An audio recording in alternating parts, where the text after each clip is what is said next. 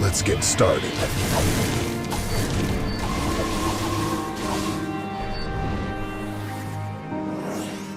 I've got enough death for everyone.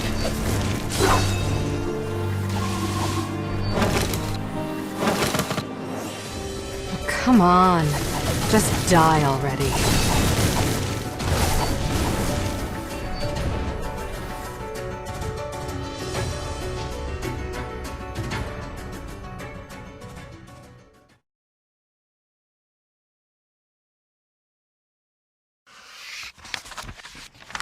Overnight, a cruel new law penned by the nobles plunged one family into the lowest echelons of society. The father lost his job.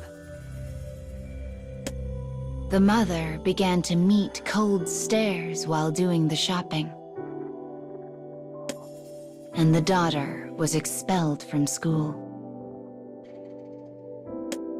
Ever since that day, the pent-up despair of her parents has become a daily expression of rage.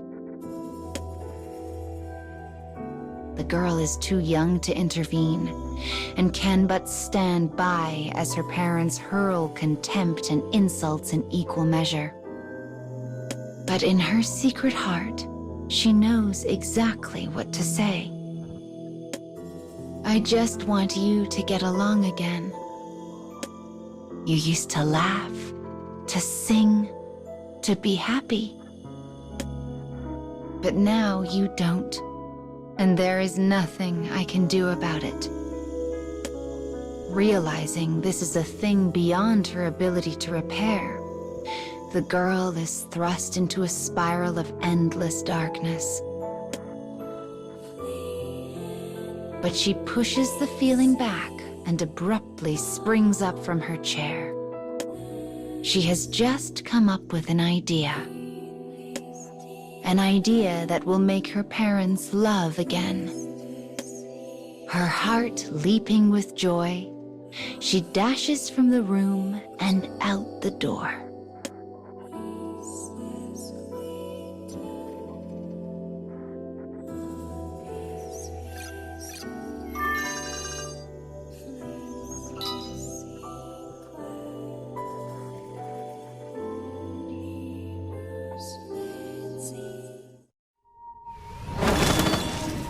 I'll cut down everything in my way.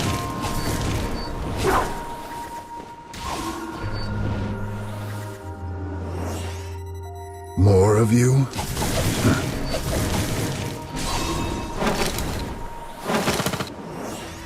I've got enough death for everyone.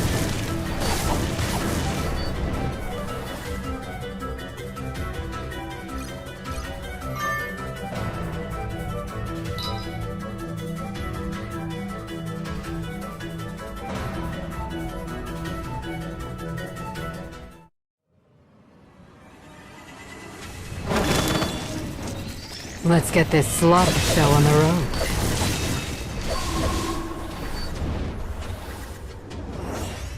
I've got enough death for everyone.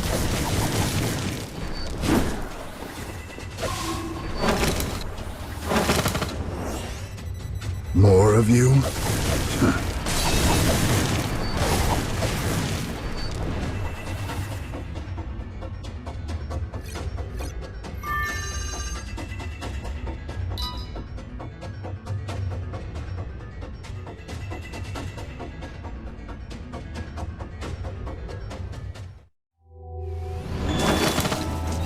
I'll cut down everything in my way.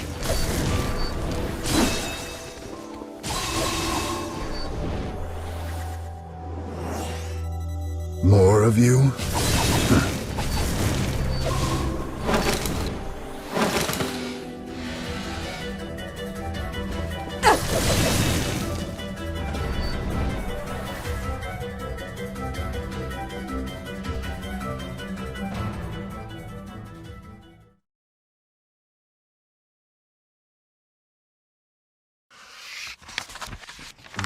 Father, mother, daughter.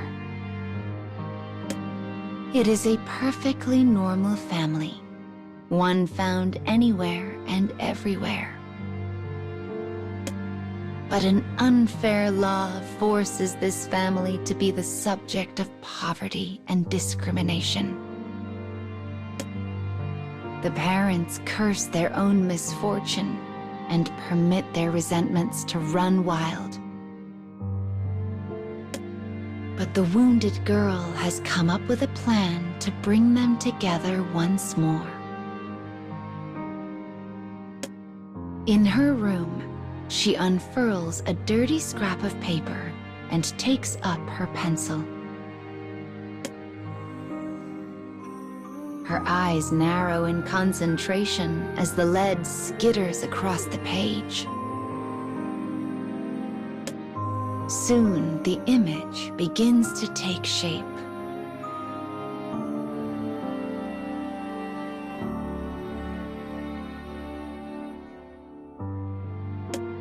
Though crude, it is clearly a picture of her mother and father holding hands.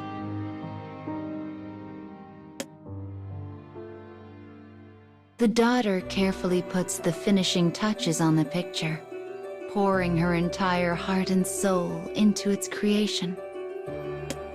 All the while, she thinks back on her precious memories of a household filled with happiness. She completes the drawing by giving the subjects a pair of gentle smiles. She wants them to be like the picture, to get along again. This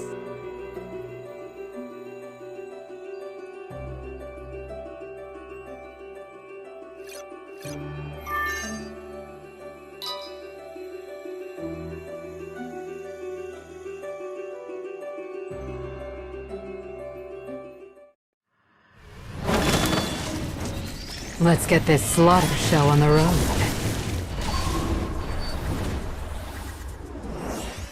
I've got enough death for everyone.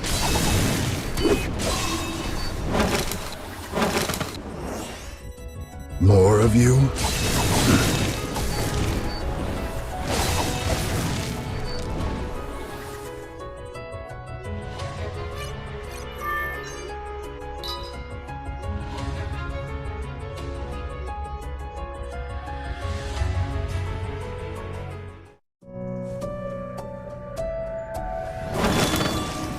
Let's get this slaughter show on the road.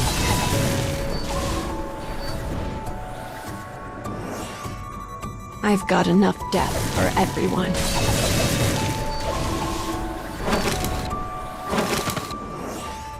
Oh, come on. Just die already.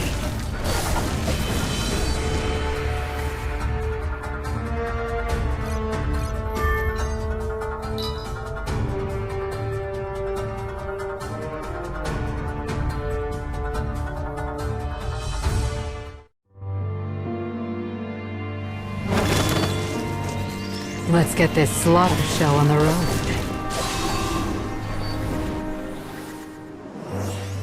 I've got enough death for everyone.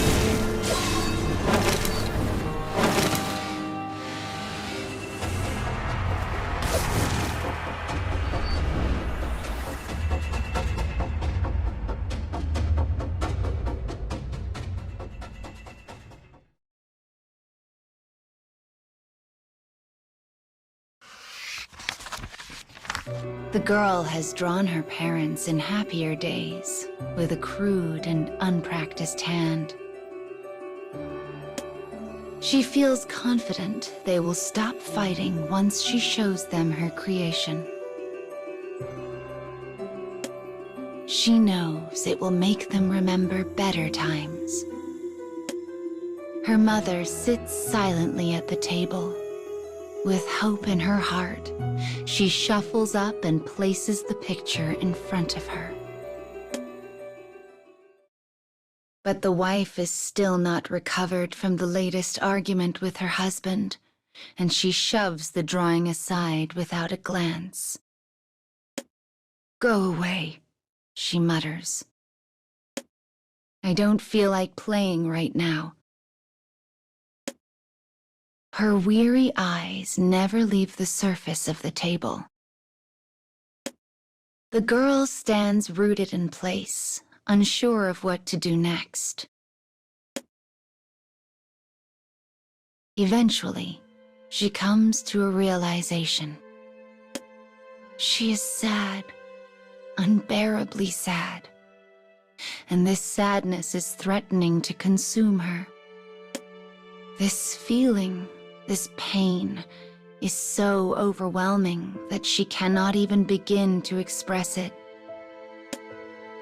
The next thing she knows, she is running from the house with tears streaming down her face. Behind her, she hears her father begin to yell. Maybe he yells at her, or maybe her parents are fighting again. But she continues to run, and the raging voice eventually fades to nothing.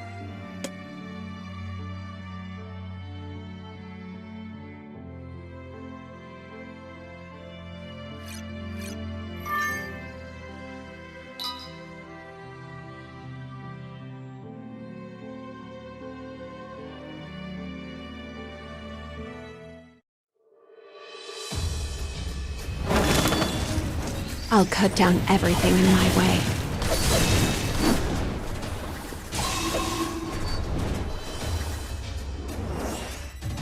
Oh, come on. Just die already.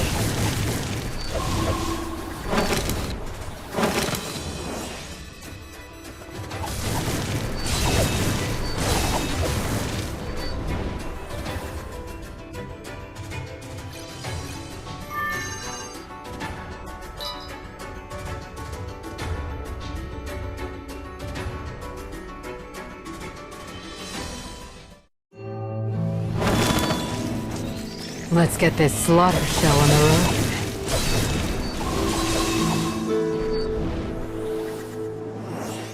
road. More of you?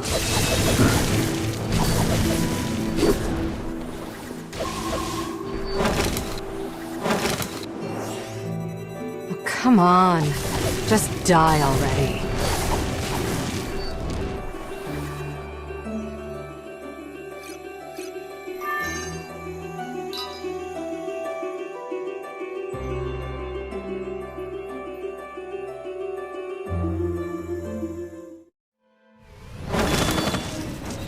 Let's get this slaughter show on the road.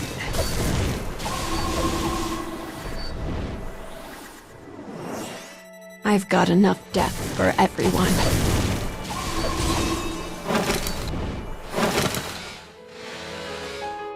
More of you?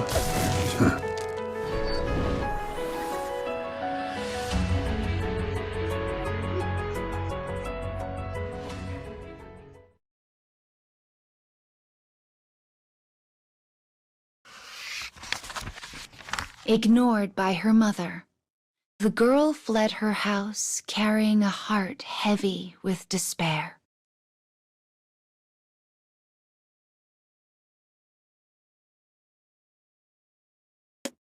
Having regained some modicum of control, she now sits silently and still in the cool night air.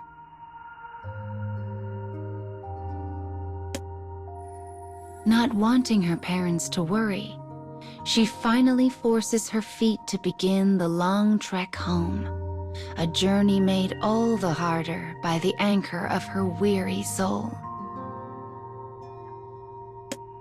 I wonder if there's still fighting. The girl approaches a window and peers inside to find her parents sitting across the table from one another. Her mother is speaking. Their life has been one of constant discrimination and poverty ever since the law was unveiled.